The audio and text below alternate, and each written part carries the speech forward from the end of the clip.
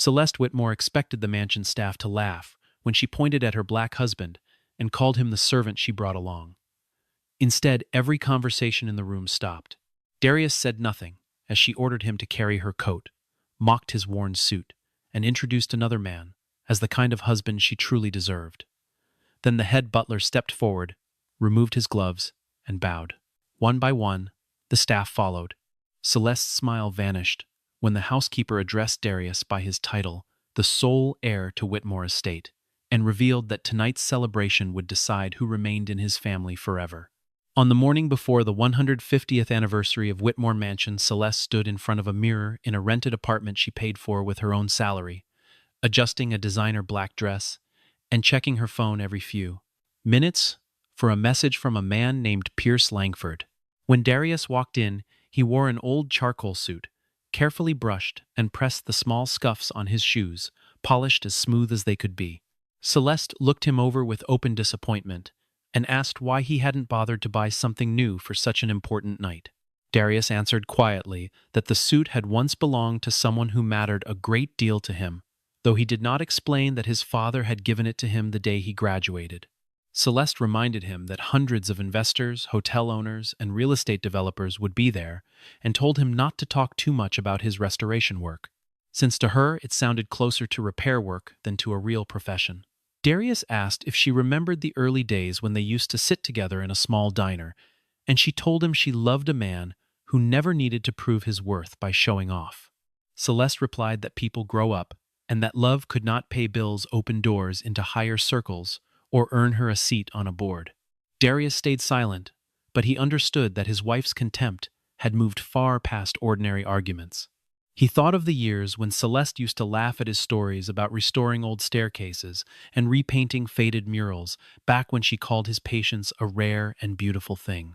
Somewhere along the way, admiration had curdled into embarrassment, and embarrassment had hardened into something closer to disdain, though Celeste never seemed to notice the change in herself, only the change she wished to see in him. For 6 months, she had stopped introducing him as her husband at important events, calling him instead her +1, a freelance consultant, or simply Darius. On the drive to the estate, Celeste took a call from Pierce, and her voice immediately softened and brightened as Pierce told her he had prepared a surprise that could finally place her among the circle she had always wanted.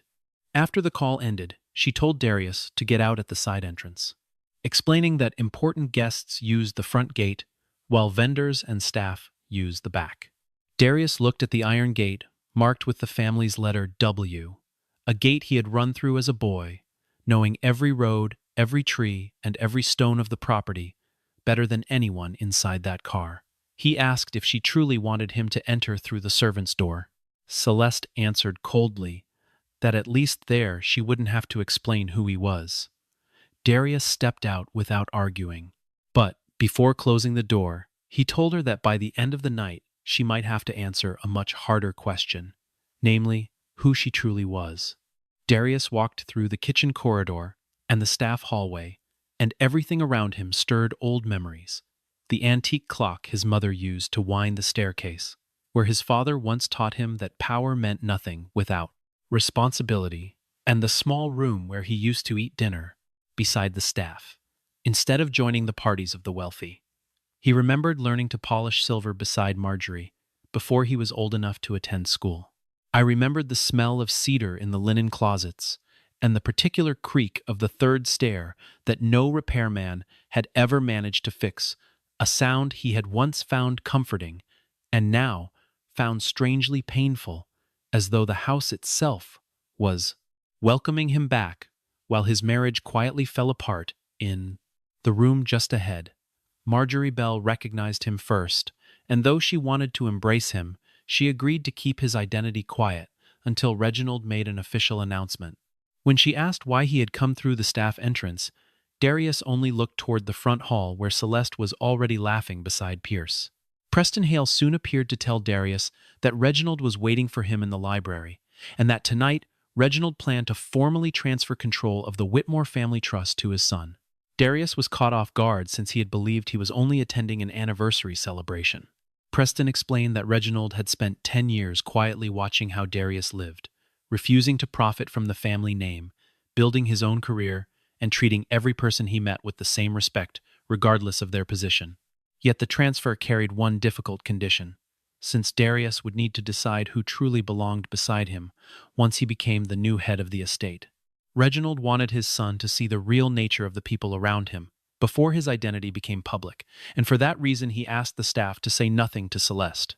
Meanwhile, Celeste walked into the great hall through the front entrance and told the assembled guests that Darius was helping the staff in the back since he felt more comfortable with simple work. Pierce laughed and said at least she had found a man who knew his proper place, and while a few guests looked uncomfortable, no one spoke up since Pierce was one of the largest investors in the room. Celeste did not defend her husband. Instead, she added that Darius was quite useful for carrying bags, fixing a leaking faucet, or driving her around town. In the library, Reginald asked his son plainly whether he was happy in his marriage, and Darius tried to defend Celeste, saying the pressure of her career had changed her. Reginald refused to accept the excuse, telling him that pressure does not create character, it only reveals what a person has been hiding. He then told Darius that Pierce had offered to buy 600 acres of land on the eastern edge of the estate for far less than its true value. Land that included a historic cemetery and the old housing once used by black workers the Whitmore family had protected after segregation ended. Darius immediately opposed any sale, and Reginald told him the records showed that Celeste had secretly helped Pierce gather internal information to prepare for the deal. Reginald explained that families who had once worked the land during the darkest years of segregation had been given deeds and protection by the Whitmore family generations earlier, a promise passed down through every owner since, and Pierce's plan would erase every trace of that history beneath a resort swimming pool and a paved parking structure. Darius refused to believe it at first, insisting she might simply be doing her job. Reginald placed a copy of an email exchange in front of his son in which Celeste promised to convince the inexperienced heir to sign once his identity was revealed, unaware the heir she meant was her own husband. As Darius stood there, absorbing the betrayal, a new message appeared on his phone from Celeste herself, telling him to come to the Great Hall right away and play along as a server to help her impress Pierce. Darius walked into the Great Hall while the orchestra played, and because he had come from the staff corridor carrying his wife's coat, many guests simply assumed he worked there. Celeste did nothing to correct the impression. Pierce stood surrounded by members of the real estate board, and when Celeste called Darius over, she handed him an empty glass and told him to fetch more wine, her tone closer to a command than a request. Darius asked if she intended to introduce him properly, and for a moment, Celeste hesitated, afraid Pierce would learn she had married the very man he looked down on. Finally, she smiled and said this was just the help she had brought along, someone reliable as long as he was given the right task. A few people laughed. Pierce looked at the old suit and asked whether the estate had cut its budget so much that the staff had to find their own uniforms. Darius watched his wife calmly waiting for her to end the joke, but Celeste kept going, saying he wasn't suited to rooms full of accomplished people, that he had once spent months restoring an old library, instead of finding what she called a real job. She told the small circle of investors that her husband collected dust and broken furniture, the way other men collected watches, and that she had long since stopped trying to explain his choices to people who mattered. Darius asked if a person's worth was measured by which rooms they were allowed to enter. Pierce cut in and said worth was measured by what a person owned, boasting that by the end of the night he expected to own the eastern land and build a resort worth $300 million. Darius asked how such a resort would affect the historic cemetery and the preserved housing on that land, and Pierce, surprised that a server would know anything about the terrain, said the old graves could be relocated, and the wooden houses that produced no profit should simply be torn down. Darius warned him that land carries the memory of the people who built a fortune upon it, and that erasing memory for profit was not development, it was theft. Furious, Celeste pulled Darius aside and accused him of embarrassing Pierce, telling him this deal could make her vice president and demanding an apology. Darius asked if she even knew who truly owned that land, and Celeste answered that the heir was some man living lavishly overseas, someone who understood nothing about business and would sign the moment the price was right. In that instant, Darius understood that his wife's contempt was no longer limited to him, that she was willing to judge and dismiss a stranger simply to serve her own ambitions. She handed him her coat again and told him to stand by the door like a coat check attendant, then returned to Pierce and announced publicly that a woman like her deserved to be married to someone with real power. When Pierce asked if she would leave her useless husband, given the chance, Celeste looked directly toward Darius, knowing he could hear every word, and said that some marriages were simply mistakes waiting to be corrected. That was the moment Darius stopped trying to protect the image of the woman he once loved, because she had chosen deliberately to wound him in front of a room full of strangers. The guests turned toward the grand staircase, expecting an aging millionaire or a famous businessman to descend and settle the matter of Pierce's deal. Celeste quickly smoothed her dress, stood close to Pierce, and prepared to impress the mysterious heir. But no one came down the stairs. Instead, Preston walked directly to Darius, stopped in front of him, removed his white gloves, and bowed his head, saying clearly, "Welcome home, Mr. Darius Whitmore." The hall fell completely silent. Marjorie stepped beside Preston and bowed as well, followed by the land manager and the head chef, the security team, and every longtime member of the household staff, not out of obligation, but out of genuine respect for the man who had once known each of their names. Marjorie announced that Darius was the sole heir of Whitmore Estate, the future owner of the mansion, the hotel chain, and every acre Pierce had been trying to buy. Her voice carried across the marble floor with a certainty that left no room for doubt, and behind her, the string quartet that had been playing all evening slowly lowered their instruments, sensing that the true event of the night had only just begun. Celeste's coat slipped from Darius's hands onto a nearby chair. She stared at her husband, then at the staff, then back at Pierce, as if hoping this were some elaborate performance. Pierce laughed nervously, suggesting the staff were running some kind of publicity stunt, until Preston produced the family crest ownership documents and a portrait of a young Darius hanging in the West Gallery. Reginald appeared on the staircase and confirmed everything, explaining that his son had lived outside the family's spotlight to discover his own worth and to see clearly who chose to stand beside him. Darius showed no sign of triumph. He simply lifted Celeste's coat off the chair, set it down properly, and asked if she would like to introduce him to everyone now. Celeste stammered that she had only been joking, that couples teased each other all the time, and accused him of being oversensitive. Marjorie replied that a joke only means something when both people are laughing, and that she had watched Darius stand alone all evening while Celeste turned him into entertainment. Pierce changed his tone instantly, calling Darius an old friend, praising his vision for historic preservation, and suggesting they discuss the land deal privately. Darius asked if Pierce still wanted to relocate the cemetery to build a golf course, and Pierce denied ever saying such a thing, unaware that a sound technician testing the hall's microphones had recorded the entire earlier conversation. Darius refused to shake his hand. Celeste reached for her husband's arm, insisting she had always known he was special, but Darius gently pulled away and reminded her that less than 5 minutes earlier she had called their marriage a mistake in front of everyone. Celeste began to cry, though Darius could not tell if it was regret or fear of losing access to the fortune that had just been revealed. Reginald announced that the formal transfer would take place after dinner, and that before signing, Darius would need to declare who was permitted to represent the Whitmore family going forward. Celeste assumed that, as the lawful wife, she would automatically become the mistress of the house. Then Meredith Sloane arrived, carrying a leather folder, and said that would depend entirely on what Mrs. Whitmore had already signed, already sent, and already tried to sell. Meredith asked that the ceremony pause, and that everyone involved move into the library, though Celeste protested, fearing her career would be ruined if this became public. Reginald allowed a few board members to remain as witnesses, and when Pierce tried to leave the mansion, security stopped him, since the documents suggested a breach of confidentiality and a scheme to manipulate land pricing. Meredith laid out a chain of emails between Celeste and Pierce, showing that Celeste had provided maps, environmental reports, internal meeting schedules, and details about Reginald's declining health. In exchange, Pierce had promised her a vice president position once the deal closed.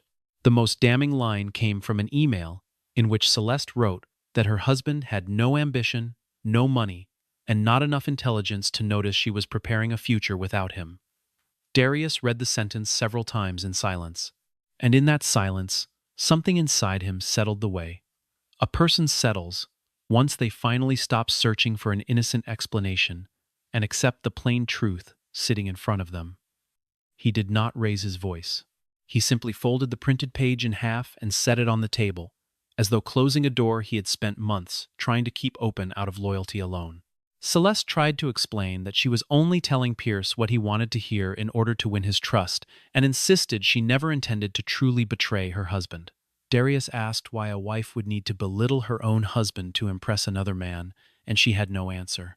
Pierce shifted all the blame onto her, claiming she had approached him, first offered the information herself, and even suggested using her marriage to influence the heir once his identity became known. Celeste fired back that Pierce had promised to help her through a divorce and secure her financially, and the room grew tense as everyone realized the relationship had gone far beyond business. When Darius asked directly whether they had been unfaithful, Celeste said they had never been physically involved, but admitted to intimate conversations and shared plans for a future together. For Darius, the emotional betrayal and the financial scheme were already more than enough. He realized his wife had not simply dreamed of another life, she had begun building it on the ruin of his dignity. Meredith reminded everyone of the prenuptial agreement Celeste had signed before the wedding, confirming that Darius's inheritance belonged solely to him and that she held no claim to Whitmore estate, regardless of how the marriage ended. Celeste, furious, accused Darius of deceiving her by hiding his fortune. Darius admitted he had concealed his identity, but said he had never pretended to be poor in a way that cost her anything, always paying his share, honestly, never borrowing from her, and quietly supporting her career more than once. He revealed that his own anonymous consulting firm had recommended her for the very position she currently held, because he believed her talent deserved recognition, without needing her husband's name attached to it. Celeste's pain deepened as she understood that some of the achievements she had bragged about to Pierce had actually come from the quiet support of the husband she despised. Reginald asked his son to decide the fate of Pierce's proposal, and Darius formally rejected the deal, declaring the eastern land a permanent historic preserve. Pierce grew furious, threatening to sue the Whitmore family and destroy Celeste's reputation to protect himself. Darius calmly told him he should worry instead about the file being sent to financial investigators the following morning. As everyone prepared to leave the library, Celeste announced she was holding a document that could stop Darius from claiming his inheritance at all. She produced a copy of an old psychological evaluation from the period after Darius's mother died, when he had struggled with depression and briefly left college. She claimed a man with a history of instability had no business controlling hundreds of millions of dollars, and insisted that as his wife, she had every right to request a court delay on the transfer. The room turned cold, and Reginald was outraged that Celeste had dug into private records and prepared to use her husband's deepest pain as a weapon. Darius asked his father to let him respond himself. He acknowledged openly that after his mother's death, he had lost his direction, he needed therapy, and spent years finding balance again, and said plainly that he felt no shame in any of it. He said that seeking help does not make a person weak or unfit to lead, and that the process had taught him how to understand the pain of others more deeply. He recalled sitting in a small counselor's office twice a week for nearly 2 years, learning to name feelings he had once buried under long hours of work, and he said he would rather stand in this room as a man who had faced his lowest moment honestly than as one who had spent his whole life pretending he never had one at all. Guests standing just outside the library heard him and began to sympathize with Darius rather than his wife. Meredith examined the document and discovered it had been taken illegally from a medical archive, with the doctor's conclusion that Darius had fully recovered deliberately removed. Celeste claimed Pierce had supplied the file, and Pierce immediately denied it, though Meredith's access records showed his assistant had paid a clinic employee to obtain it, and that Celeste had known the file was altered, yet still carried it in case the heir refused the land deal. When Darius asked whether she had known he was the heir when she prepared it, Celeste confessed that 3 days earlier she had grown suspicious after spotting the Whitmore crest on a box in his study. Though not certain, she had still prepared a way to control the fortune if her suspicion proved true.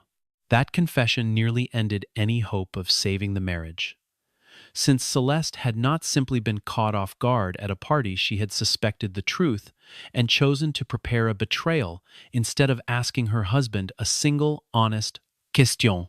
Darius remembered that 3 days earlier, Celeste had suddenly grown affectionate, suggesting they open a joint account and asking him to sign several power of attorney forms, which at the time he had believed was an attempt to repair their marriage. Now he understood it had only been a test to see whether he controlled Whitmore estate. Celeste began to plead, explaining that a childhood of poverty had left her terrified of being looked down on, which was why she had become obsessed with money and status. Darius acknowledged that her fear was real, but told her fear gives no one the right to humiliate another person, and that she had turned the very thing she feared into a weapon she used against her own husband. Amid the chaos, Pierce tried to grab the folder of evidence, and Preston, along with security, quickly stopped him. In his anger, Pierce revealed that Celeste had once promised to convince Darius to sign power of attorney and then declare him unfit to manage the estate.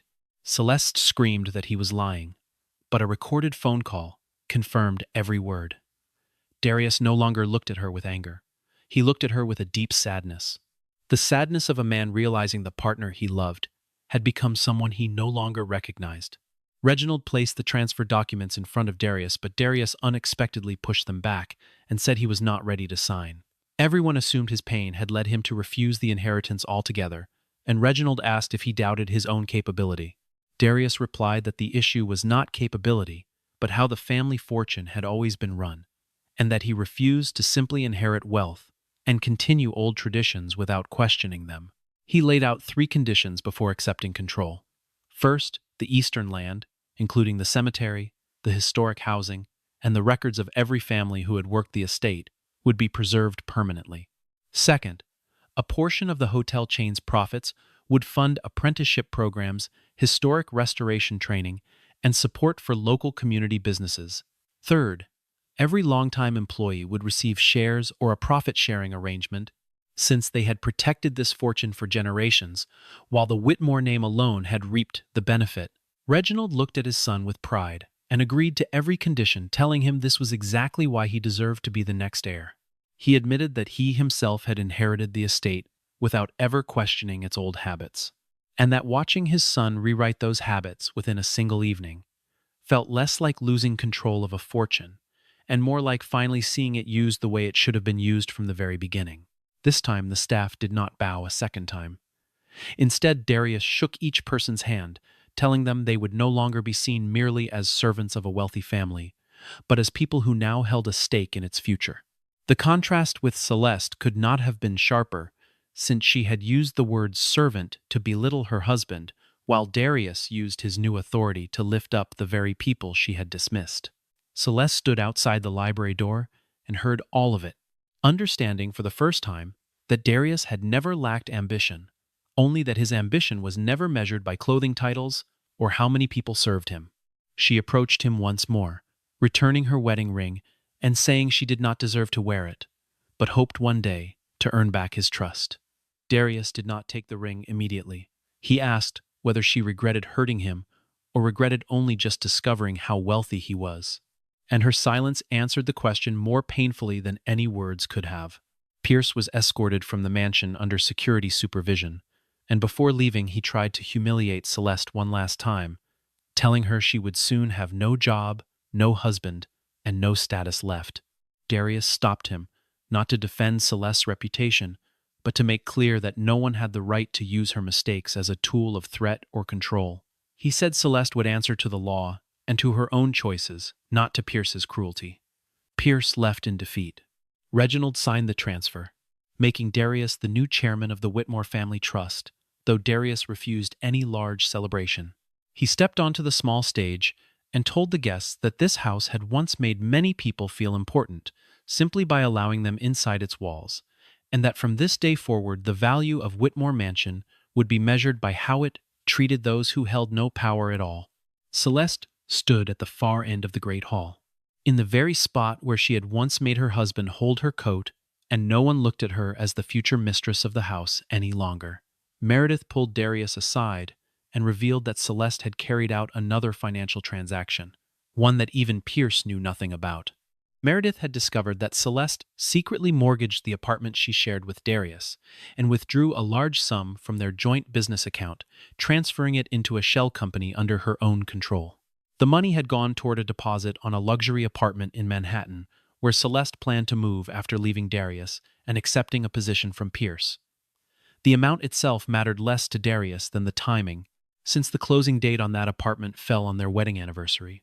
He remembered that evening clearly: the candles he had lit, the meal he had cooked from a recipe his mother once used, and the hours he had spent waiting by the window while Celeste texted that she was stuck at a work dinner that ran unusually late.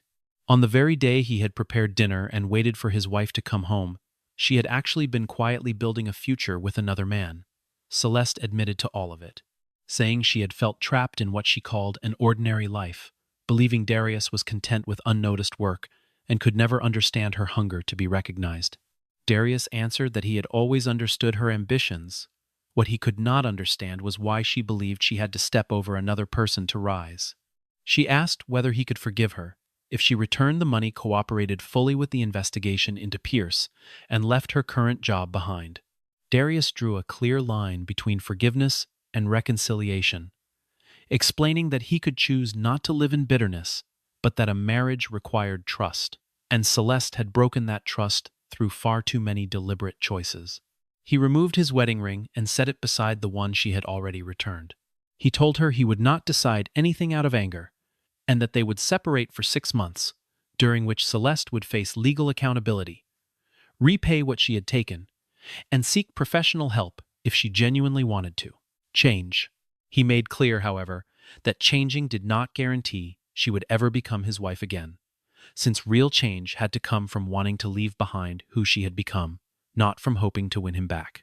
Celeste asked if she could stay in the mansion that night, and Darius allowed her a guest room, though not the room meant for the mistress of the house.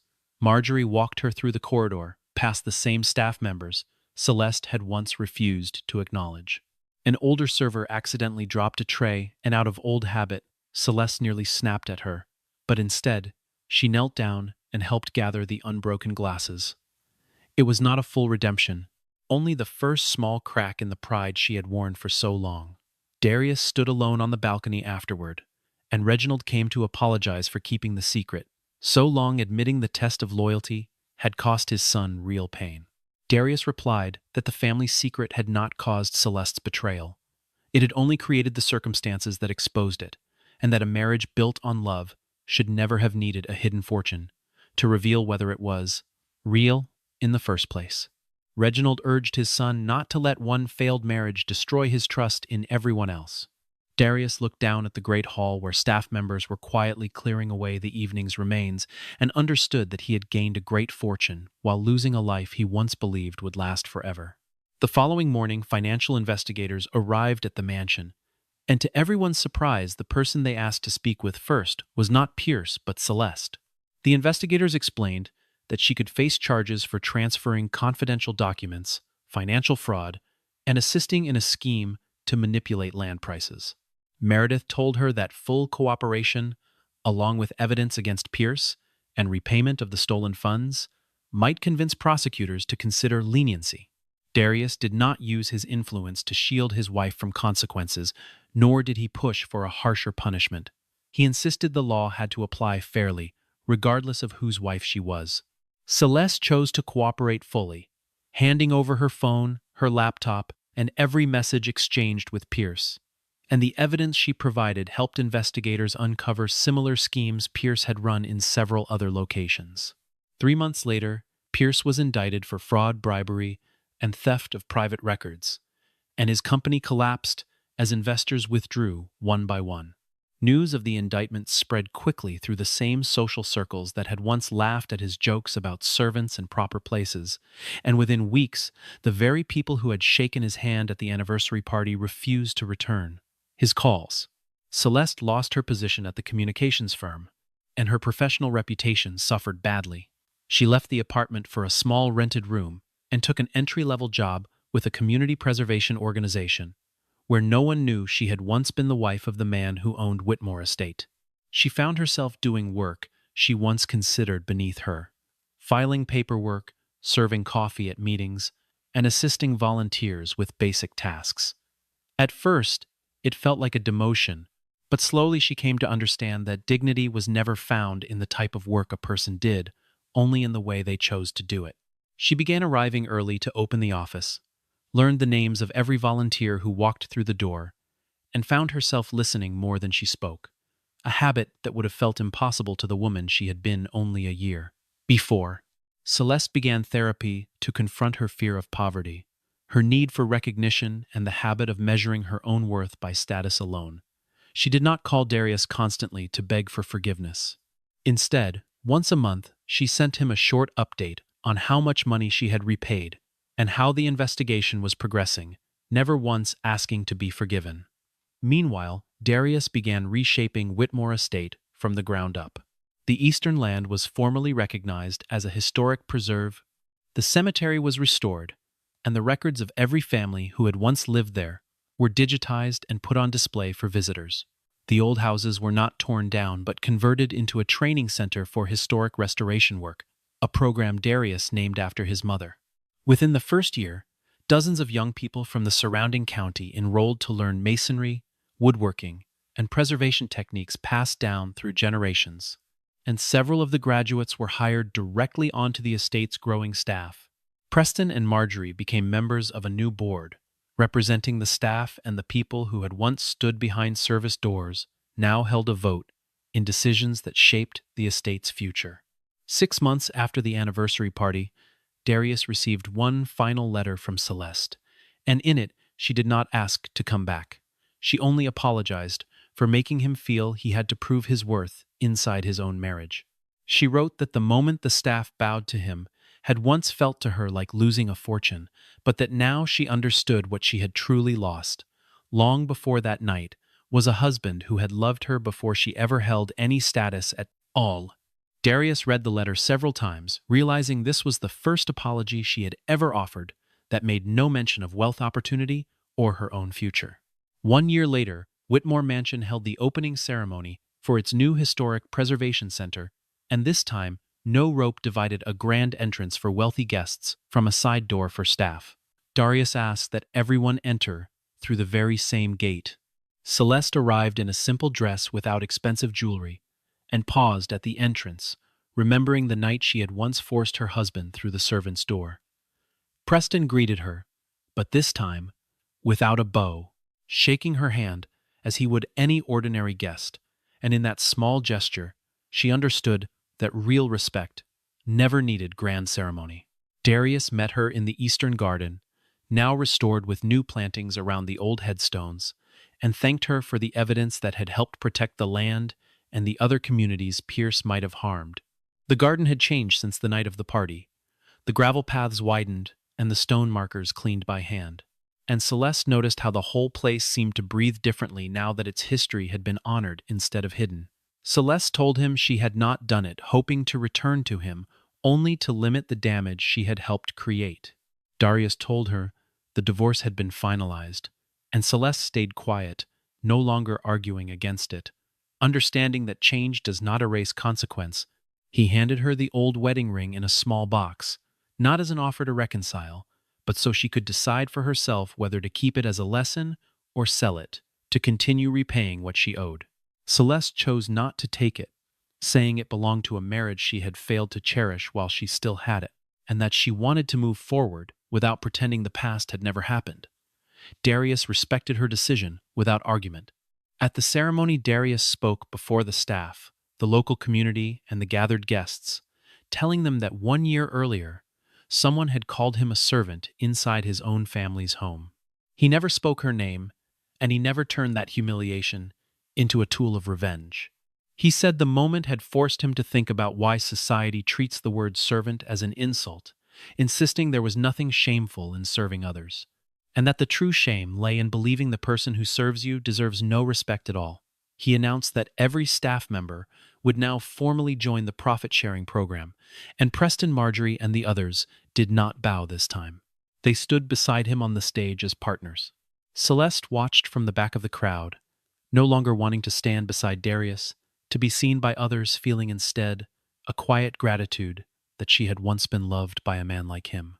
After the ceremony, as she prepared to leave, Darius asked how her new work was going, and she admitted it was difficult, on the pay far lower than before, but for the first time she felt her work meant something real.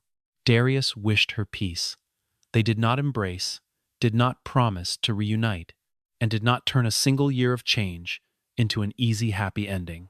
They parted with the respect their marriage had once lost along the way, and as Celeste walked toward the gate, she passed the very spot where the security guard had once nearly called out Darius's name, a small memory now folded quietly into the larger story of everything that had unfolded since. She did not look back, and Darius did not watch her go. Both of them finally choosing to face forward instead of toward a past neither one could rewrite. The final scene unfolded back in the Great Hall, where a new employee accidentally spilled a glass of water in front of Darius and apologized in a panic. Darius knelt down and helped clean it up himself, and when the young man protested that this was not work for the owner of the mansion, Darius smiled and told him there was no honest job lower than the person doing it. Marjorie watched from the staircase, remembering the night the entire staff had once bowed before their new heir. This time, no one bowed at all. They simply stood beside him, and the great hall that had once echoed with a wife's contempt now held only the quiet sound of a house finally being run, the way it was always meant to be, by a man who never forgot what it felt like to be looked at as though he did not belong. Darius gained a fortune, but he never let that power turn him into the kind of person who had once looked down on him. Celeste lost her marriage not because she failed to realize her husband was wealthy, but because she had refused to respect him when she believed he had nothing at all. The one who truly loves you will never need to know which house you own. Before treating you with dignity, and a sincere apology can change a person, though it cannot always restore what they once chose to destroy.